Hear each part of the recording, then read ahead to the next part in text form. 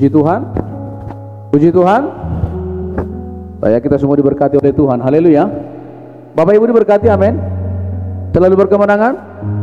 Haleluya. Saudara dikasihi Tuhan, hari ini hari yang luar biasa bagi kita, khususnya negara kita, Negara Kesatuan Republik Indonesia yang kita kasihi. Hari ini tepat 13 Mei 2021 ada dua perayaan keagamaan besar terjadi di Indonesia. Pertama adalah hari kenaikan Yesus Kristus, peringatan hari kenaikan Yesus Kristus.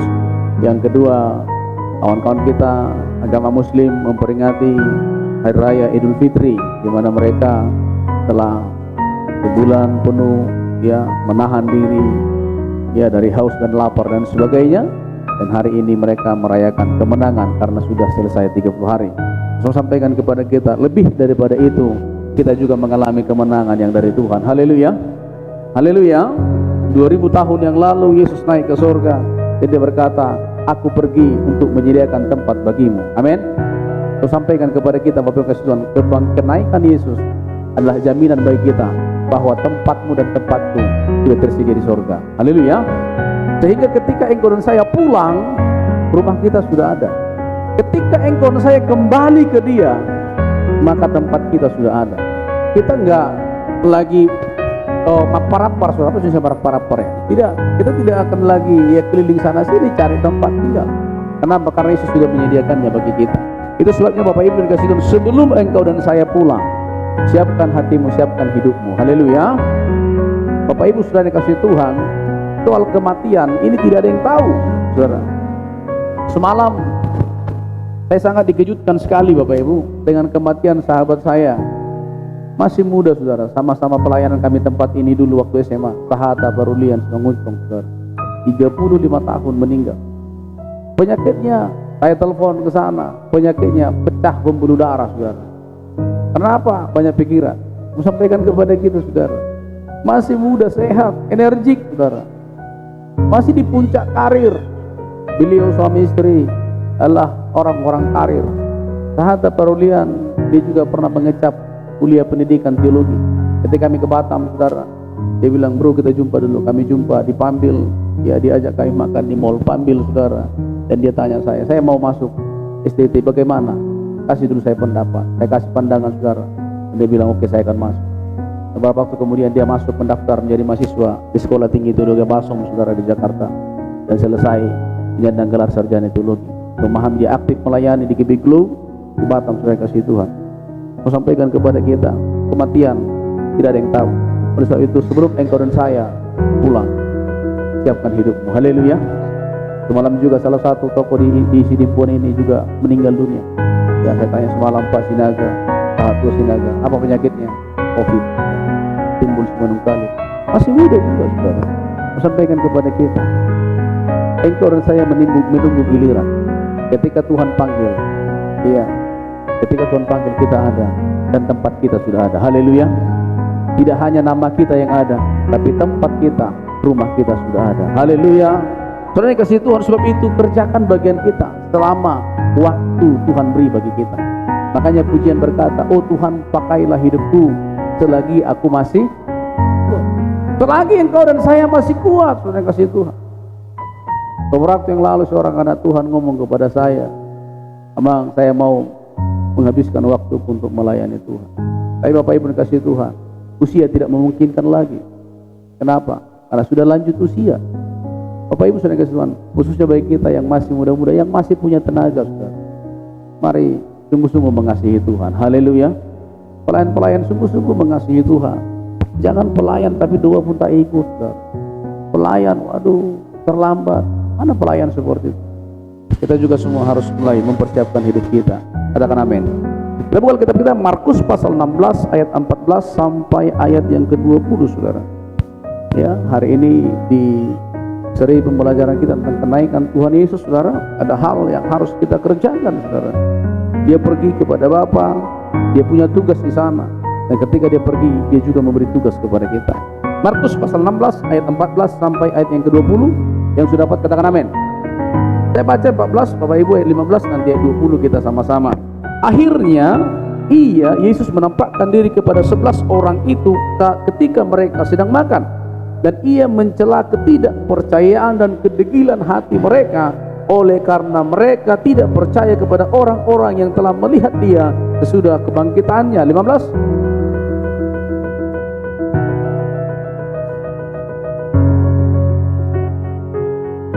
Siapa yang percaya dan dibaptis akan diselamatkan, tapi siapa yang tidak percaya akan dihukum. 17.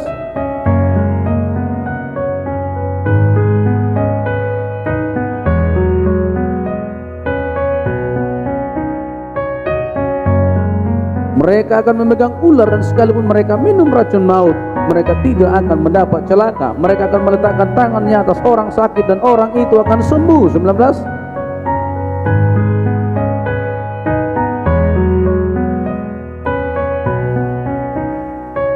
Ayat 20 sama-sama 2-3 ya.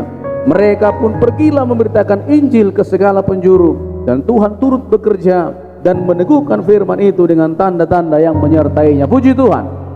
Bapak Ibu saudara kasih Tuhan, kalau kita belajar sejarah rasul-rasul, maka ke-12 rasul itu saudara yang setelah Yudas Iskariot, maka digantilah Matias. Di kitab Kisah Para Rasul diganti Matias, dan mereka semua menyebar ke seluruh dunia sampai ke India saudara. Sayang nggak ada yang sampai ke Indonesia, tapi puji Tuhan firman itu, pemberitaan firman sampai ke Indonesia.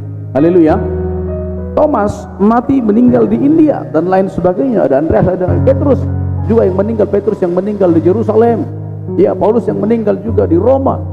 Ya, saudara saya sampaikan kepada kita, tugas yang Tuhan berikan kepada muridnya, pergi. Saya sampaikan, saya akan buka dari awal. Saya perhatikan ayat 14. Ayat 14 kita perhatikan. Maka ayat 14, akhirnya ia menampakkan diri kepada 11 orang itu ketika mereka sedang makan, dan ia mencela ketidakpercayaan dan kedegilan hati mereka. Bapak Ibu sudah kasih Tuhan, ada banyak orang Kristen tidak percaya. Ada banyak orang Kristen degil, jogal ruku. Saya sampaikan kepada kita Bapak Ibu, jangan sampai engkau dan saya juga jogal, degil, tidak mau dibilangin. Saya sampaikan kepada kita Bapak kasih Tuhan, setiap orang percaya punya tugas. Jangan sampai Tuhan mencap kita degil. Bayangkan Tuhan bilang dia mencela ketidakpercayaan dan kedegilan hati mereka. Apa? Mereka tidak percaya kepada kebangkitan Tuhan. Itu artinya apa? Mereka tidak percaya kepada firman. Mereka tidak percaya kepada apa yang Tuhan sampaikan.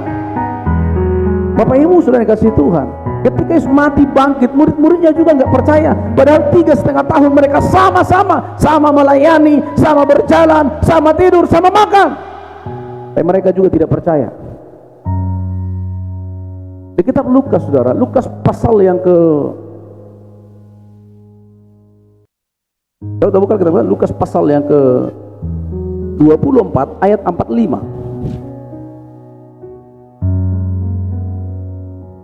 Kita baca.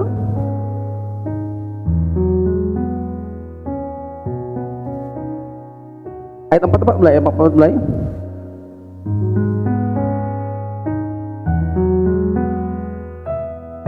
Ya. Yesus berkata kepada murid-muridnya, ya. Ya. Ya.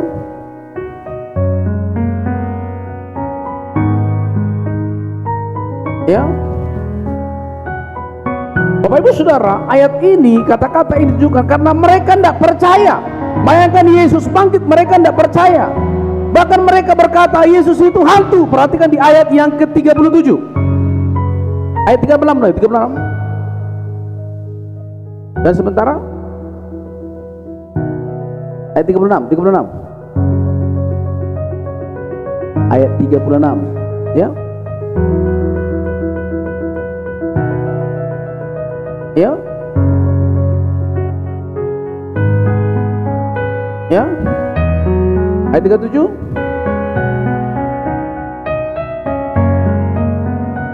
Bayangkan saudara, mereka terkejut dan takut. Mereka menyangka melihat apa? Hantu. Tuhan pun disangka hantu. Kenapa? Mereka tidak ngerti kitab suci. Bapak Ibu saudara kasih Tuhan, semalam kami diskusi di tempat ini dengan beberapa orang saudara. Jadi kadang-kadang jemaat ini, ya, karena tidak ngerti, Maka masuk ayat 45. Lompat ayat 45. Lalu ya,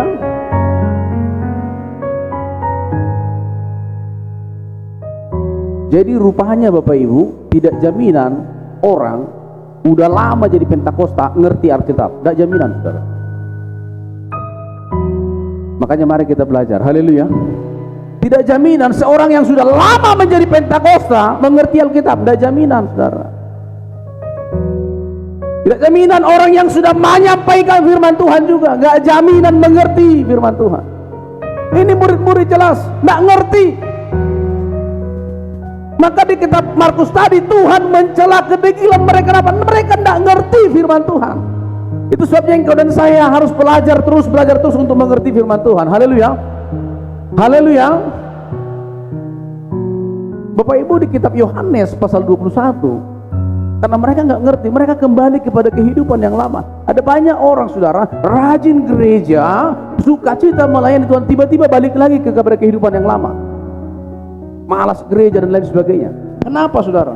Karena mereka tidak ngerti firman Tuhan. Orang yang mengerti firman Tuhan, apapun keadaannya, dia pasti datang pada Tuhan. Haleluya. Haleluya. Dia nggak cari kambing hitam, saudara. Ananision, karena sianu dengan gereja. Kalau kayak gini sianu nggak gereja tuh. Kalau gini kayak, kamu sampaikan kepada kita. Orang mengerti firman Tuhan, apapun dia terus pasti datang pada Tuhan. Katakan amin. Lalu Yesus membuka pikiran mereka sehingga mereka mengerti kitab suci. Bayangkan 3,5 tahun murid-muridnya bersama dengan Yesus, tidak jaminan mereka mengerti firman Tuhan. Jadi bagaimana dengan kita? Kita yang hanya mendengar sekilas saja. Itu sebabnya perlu kita lebih sungguh-sungguh lagi. Haleluya. Haleluya. Bapak Ibu Saudara, secara garis keturunan engkau dan saya tidak layak, saudara. Karena yang selamat hanya orang Israel secara garis keturunan, karena mereka keturunan Abraham. Paulus berkata kita ini dicangkokkan. Maka kalau Allah tidak menyayangkan orang Israel asli, maka kita pun tidak punya alasan untuk bermain-main. Kita tidak punya alasan untuk tidak sungguh-sungguh mengasihi Tuhan. Haleluya. Haleluya.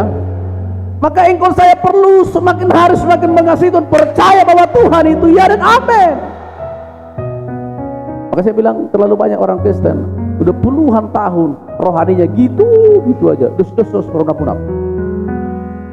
Kita banyak temukan, saudara, ini laki-lakinya orang Pentakosta, istrinya bukan orang Pentakosta kian, menikah, ya kan, menikah, masuk Pentakosta lah semua, tapi suaminya malas gereja, jadi istrinya yang rajin gereja.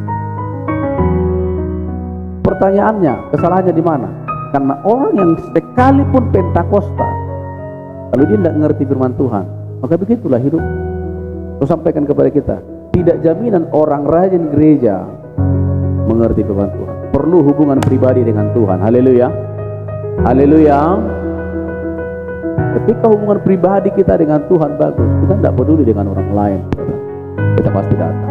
Kalau sampaikan kepada kita, karena baik murid-murid tidak mengerti, padahal bersama dengan, karena apa? Mereka, hati mereka, pikiran mereka fokus dengan hal-hal apa? Hal-hal dekat. Sampaikan kepada kita, fokusmu harus tertuju kepada surga, panggilan surgawi. Haleluya. Orang yang lalu sampaikan kepada kita, ketika fokus kita kepada panggilan surgawi di mana Yesus berada, maka kita akan peduli apa yang dikatakan oleh kiri kanan kita. Kita akan peduli mau ngapain orang kiri kanan kita. Yang pasti kita berjalan bersama dengan Tuhan. Haleluya. Ada banyak orang datang gereja bukan mau fokus dengan Tuhan, tapi apa? Mau cerita dengan kawannya. Orang datang gereja, dia berjumpa dengan kawannya tapi tidak jumpa dengan Yesus. Terlalu banyak orang seperti itu sudah datang ke gereja. Saya mau engkau dan saya datang ke rumah Tuhan, berjumpa dengan pribadi Tuhan. Haleluya. Haleluya. Sehingga kita semakin mengerti kitab suci maupun kuasa Allah. Kalau engkau dan saya mengerti, kembali kepada Markus tadi 16 tadi. Sekarang ayat 15. Ayat 15. Kalau orang saya sudah mengerti firman Tuhan, maka ada tugas yang Tuhan percayakan kepada kita. Ayat 15. Ayat 15.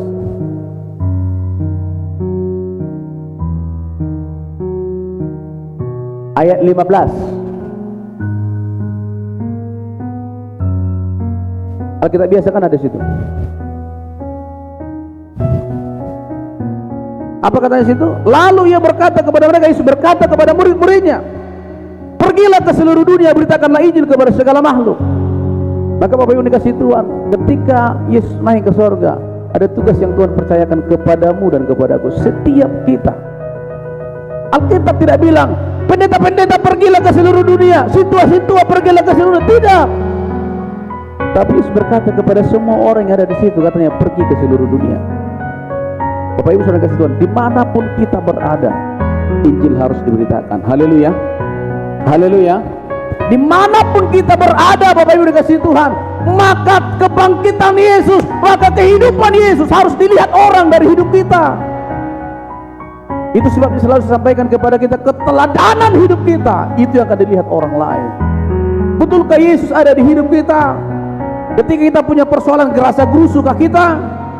Ketika kita punya segala hal pergumulan, kita panik ke sana kemari kah? Ketika orang lain membicarakan kita storing kah? Orang lain akan melihat itu. Bapak Ibu saudara kasih Tuhan, saya terlalu sering sampaikan di tempat ini, setiap omongan yang tidak membangun, nggak usah dengarkan. Mau siapapun yang ngomong itu.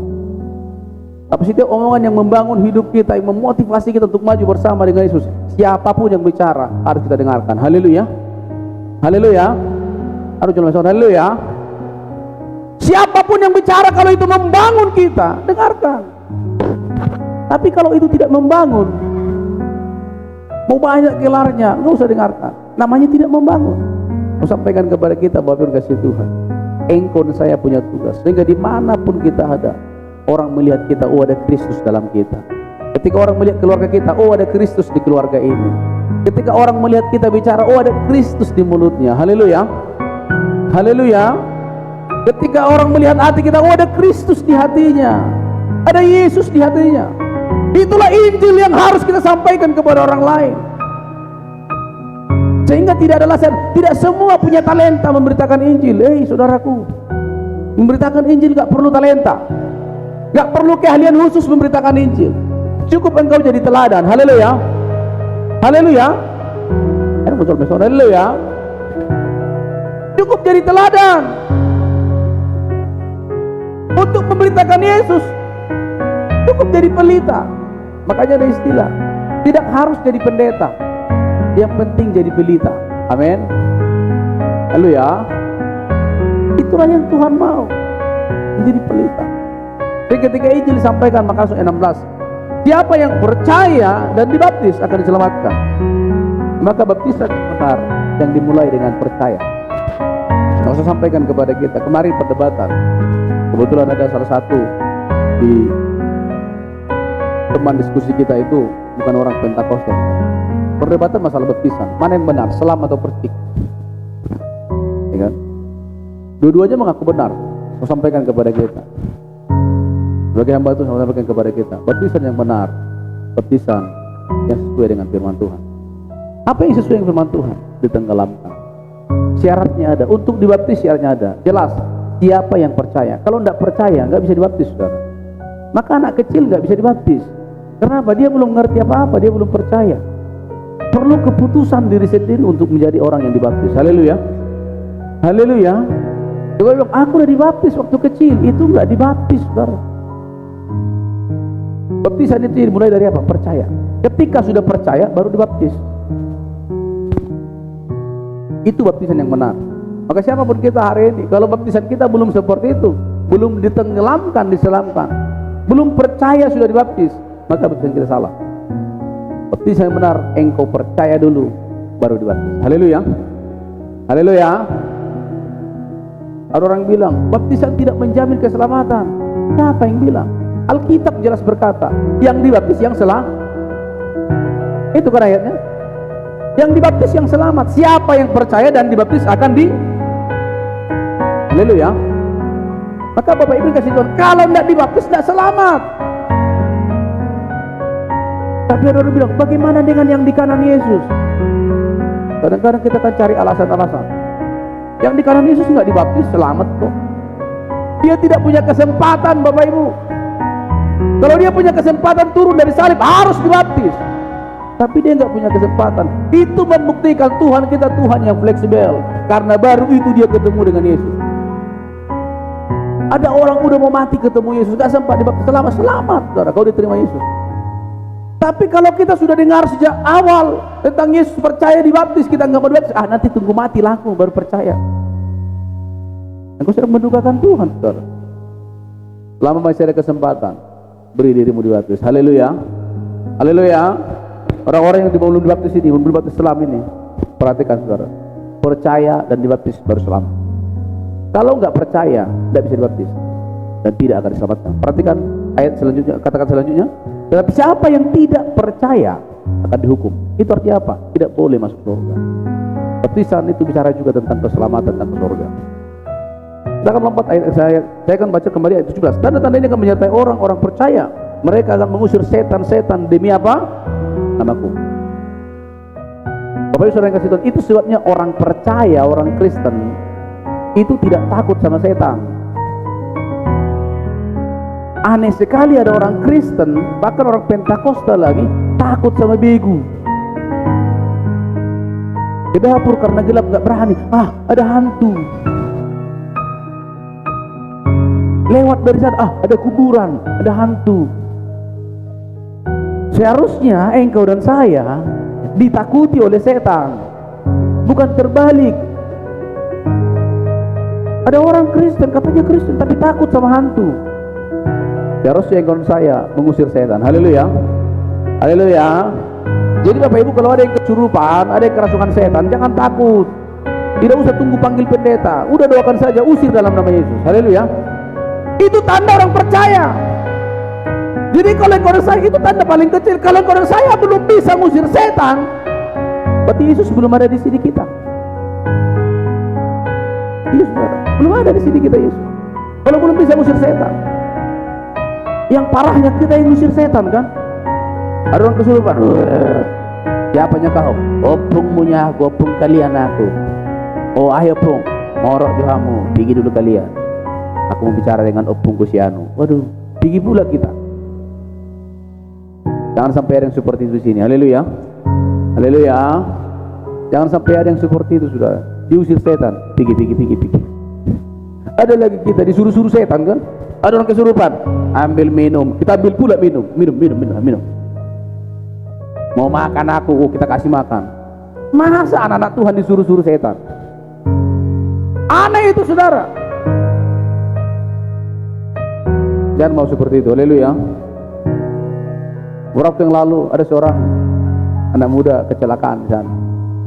Jadi karena kecelakaan, tak pulang kampung berobat, pergi ke dukun. Diteleponlah kami. Om, kata dukunnya, bikin dulu sesuatu di apa itu. Disuruhnya aku bikin sesuatu di tempat apa itu. Siapa yang nyuruh? Dukun. Bah, saya bilang, dalam hatiku, neneknya ini.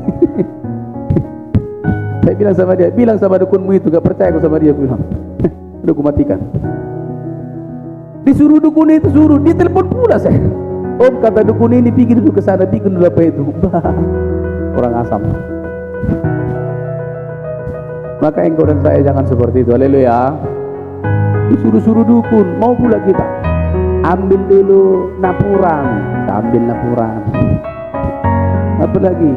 AX pitudai. Sampai muncul lagi itu kan, karena penyakitnya sudah pergi ke sana, ke Elizabeth, ke AX pitudai. Semua dari kuntal diambil. Seharusnya engkau dan saya mengusir setan, bukan diusir setan. Tapi sini paham Bapak Ibu. Haleluya, haleluya.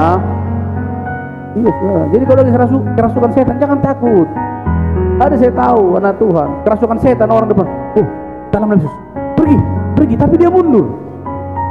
Orang depan, dalam nama Yesus, pergi, tapi dia yang pergi. Pendeta pula ini yang bikin kayak gitu. Jangan sampai ada di sini yang seperti itu. Haleluya. Bila penting tangkap kepalanya, pergi keluar dalam nama Yesus, kan begitu. Orang yang kasih Tuhan. Saya kalau kesurupan saya lihat mata saya, tatap mata saya kan gitu. Pasti gini. Karena apa? Di mata orang-orang percaya, di mata orang-orang benar ada kemuliaan Tuhan. Haleluya. Iya saudara. Makanya jangan takut kalau orang gini kerasukan setan. Udah bolang aja matanya. Pasti gini. Pasti gini dia saudara. Ini karena gini, belang kali matanya, kayak jengkol. Udah nggak mau kayak jengkol, bikin kayak jengkol dua, kan gitu. Jangan takut. Perhatikan tanda tadi menjadi orang percaya, mereka akan mengusir setan demi apa? Demi nama Yesus. Haleluya, haleluya. Maka umat Pentakosta tempat ini jangan ada yang takut dengan setan. Ketika ada setan, usir dalam nama Yesus. Haleluya. Iya saudara. Jangan bangga pula ada setan. Awas, udah kesetanan nih, udah kesetanan. Kasih bolison, kasih bolison. Saya yakin gak ada seperti di sini. Haleluya. Karena mereka akan mengusir setan demi nama dan mereka akan berbicara dalam bahasa-bahasa yang baru bagi mereka. Mulai nanti malam, kebiasaan di Pentakosta, ibadah 10 malam, ibadah pengusulan Roh Kudus, saudara. Bapak Ibu Saudara, saya sampaikan kita akan ibadah nanti malam selama 10 malam, saudara. Kita akan ibadah. Tapi karena baik, Roh Kudus tidak hanya diturunkan ketika ibadah 10 malam. Roh Kudus setiap saat curahkan oleh Tuhan bagi setiap orang yang rindu. Haleluya, haleluya. Tapi momen ibadah 10 malam juga kita gunakan, saudara. Tidak ada yang salah dengan ibadah 10 malam. Momen itu akan kita gunakan, saudara, untuk kita semakin melekat dengan Tuhan, semakin dekat dengan Tuhan. Berbicara bahasa-bahasa yang baru, itu tanda kepenuhan Roh Kudus. Dalam diskusi kami ada perdebatan, apakah bahasa roh itu wajib bagi orang menerima Roh Kudus? Saya jawab kepada dia, tipologinya ilustrasi seperti ini. Tidak semua yang basah itu karena mandi. Tidak semua yang basah itu karena mandi. Tapi semua yang mandi pasti basah. Tidak semua orang basah roh itu penuh Roh Kudus. Karena ada orang juga udah dihafal. Ada gereja-gereja besar yang seperti itu. Ayo ikuti saya, ikuti saya. Bala-bala, bala-bala, bala. Semua bala-bala. Satu gereja itu bala-bala. Itu nggak boleh. Jadi bahasa roh tidak boleh ditiru-tiru. Haleluya, haleluya. Bisa sampaikan kepada kita, jangan sampai kau tiru-tiru bahasa roh orang lain. Tidak boleh itu. Tidak boleh bahasa roh ditiru-tiru. Karena di samping kita ciki-ciki-ciki-ciki, kita ikut ciki-ciki-ciki-ciki-ciki. Di samping kita, oh bala-bala bala-bala, kita ikut juga bala-bala bala-bala.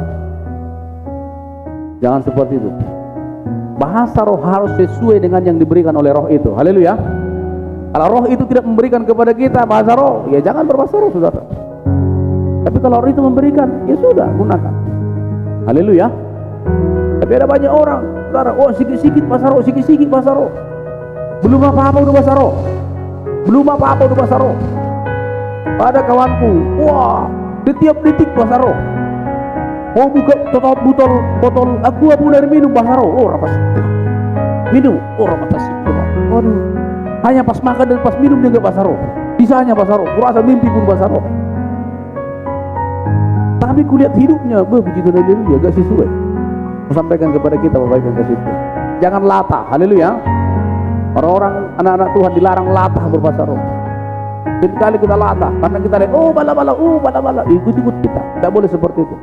Bahasa roh harus sesuai dengan yang diberikan roh itu. Haleluya, haleluya. Kalau engkau belum dikaruniai bahasa roh, jangan berbahasa roh. Tapi kalau Tuhan karunia kita bahasa roh, silakan digunakan. Haleluya, haleluya. Bahasa-bahasa yang baru, ayat 18, perhatikan, mereka akan memegang ular. Baik kesempatan saya akan terangkan ini, saudara, memegang ular. Ini artinya apa? Kita punya kuasa atas si setan, saudara. Perhatikan, mereka akan minum racun maut. Sekalipun mereka minum racun maut, mereka tidak akan mendapat celaka. Ini artinya apa? Kalaupun orang lain mau bikin celaka pada kita, dikasih racun sama kita, kita nggak tahu, terminum kita, tidak akan mendatangkan celaka bagi kita. Tapi jangan pula sengaja. Oh, Alkitab bilang, sekalipun mereka minum racun maut, kau ambil apa? Supertok, kau minum, mereka tidak akan nggak maut. Oh, yang ada besoknya mati kau, saudara. Jangan mencobai Tuhan. Bapak Ibu saudara kasih Tuhan, saya pernah tidak sengaja, saudara, minum Polaris. Dulu ada racun rumput Polaris namanya. Terminum saya, tidak sengaja, saudara. Saya pikir anggur, warna-warnanya merah. Saya pikir saya minum, tapi kok nggak manis, jadi rasanya nggak enak, sepak-sepak kayak mana? Kok bau, aneh.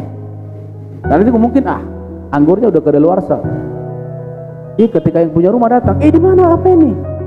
Saya dengan santainya bilang, tuh minum tadi. Oh Tuhan tolong. Matilah aku, dibilang bapakmu lah kau nanti yang kumatikan.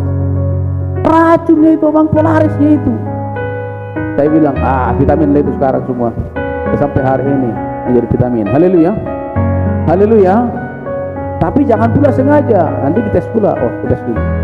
Maka Bapak Ibu, kalau kita melayani Tuhan kemanapun kita pergi, ya nggak terlalu berjaga-jaga kita.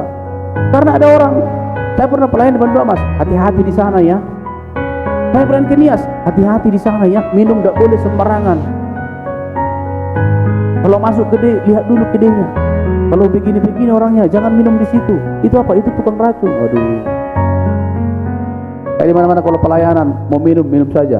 Mau masuk gede, manis satu. Udah kepada mereka, tangkap dia ke surga, lalu duduk sebelah kanan Allah. Ini penting Bapak Ibu. Yesus duduk sebelah kanan Allah karena apa? Dia taat.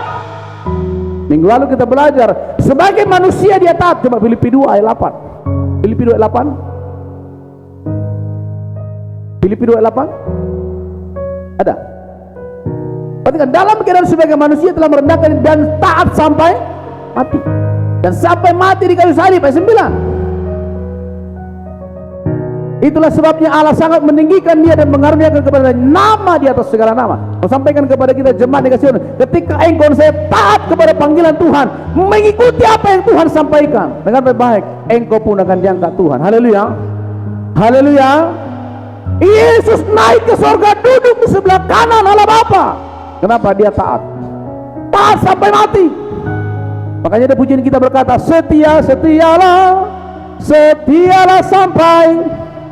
sampai mati, saudara. Bukan sampai setengah mati, sampai mati. Setia apa? Setia mengikut Tuhan, setia menjadi saksi bagi Tuhan. Haleluya, haleluya. Bapak Ibu sering kasih Tuhan. Karena ketika Yesus naik ke surga, dia beri perintah pergi. Selama Yesus di bumi, dia menjalankan apa yang disampaikan oleh Bapaknya. Dia naik ke surga. Perhatikan 20 Markus 16 tadi. Mereka pun pergilah memberitakan Injil ke segala penjuru, dan Tuhan turut bekerja untuk menegur firman itu dengan tanda-tanda yang menyertainya. Maka Bapak Ibu kasih Tuhan, kalau kau ingin melihat kemuliaan Tuhan, mujizat Tuhan nyatakan dalam kehidupan kita, mulailah menjadi saksi bagi Tuhan. Haleluya, haleluya. Ketika kami kuliah, ada seorang dosen kami berkata seperti ini, kalau kau mau melihat mujizat Tuhan dinyatakan, engkau mau melihat ketika kau berdoa orang sakit disembuhkan, ketika engkau mau melihat orang tuli mendengar, orang buta melihat, menginjillah. Bapak Ibu, dalam penginjilan kami sudah seringkali menyaksikan itu, saudara. Orang lumpuh berjalan, orang buta melihat, kami sudah seringkali menyaksikan itu. Orang kerasukan setan dibebaskan oleh Tuhan, dan puluhan tahun terikat dengan dosa dibebaskan oleh Tuhan. Ketika kita pergi, saya sampaikan kepada kita, mulailah dari diri menjadi saksi. Haleluya, haleluya. Ada ungkapan ya dari seorang filsuf bilang seperti ini, kalau kau ingin mengubah, melihat perkara besar dinyatakan dalam hidupmu, ubahlah dirimu. Tapi kalau ingin melihat perkara besar dinyatakan bagi orang-orang sekitarmu, ubahlah paradigma. Bapak Ibu Saudara, mulailah berubah paradigma. Memberitakan firman Tuhan, memberitakan Injil, bukan hanya tugas pendeta. Mari kita ubah paradigma kita itu. Ya, sekali lagi, memberitakan Injil, memberitakan firman Tuhan, bukan hanya tugas pendeta, tapi tugas kita semua. Haleluya, haleluya. Tugasmu dan tugasku. Itu hanya Tuhan berkata, engkau harus menjadi saksiku. Dalam Kisah Rasul 1 ayat yang ke-8, tahu kan pemain musik? Jangan tutup di sini saudara, saya akan sambung nanti malam.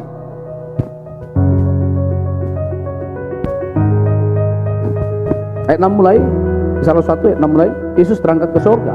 Maka bertanyalah murid-murid mereka yang berkumpul di situ, Tuhan, maukah engkau pada masa ini memulihkan kerajaan bagi Israel? Saya katakan tadi, kenapa murid-muridnya tidak mengerti kitab suci, tidak mengerti tentang apa yang dikerjakan Yesus? Karena fokus mereka hanya pemulihan, pembebasan dari penjajahan Romawi.